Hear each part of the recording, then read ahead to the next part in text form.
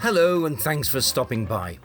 If you like what I do, please think about leaving a comment, a like, or better still, a sub.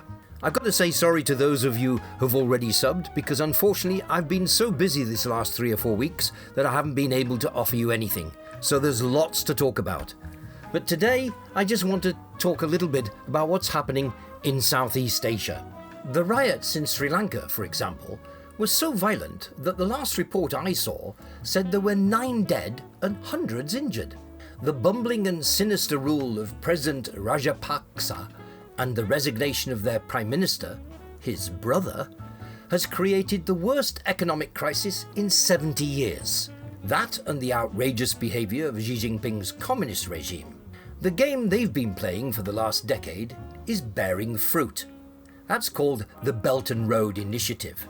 Sri Lanka has begun to wake up to the fact that borrowing money from the CCP is a surefire way of losing your country. The Chinese are now proud owners of just over 10% of Sri Lanka's debt pile.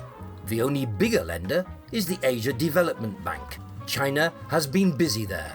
They have taken effective control of the major port of Hambantota, the second largest in Sri Lanka, with a 99-year lease and a 70% stake in the ownership. The PLAN, or People's Liberation Army Navy, has already had several submarines arrive at this commercial port.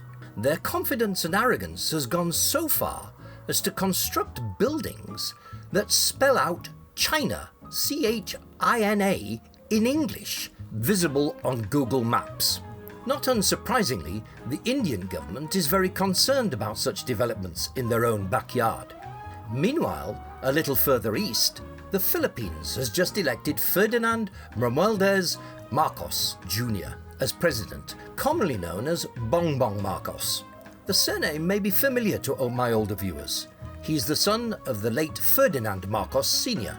and his convicted criminal wife Imelda. You may recall her of the thousands of pairs of shoes. This has been widely seen as a win for China.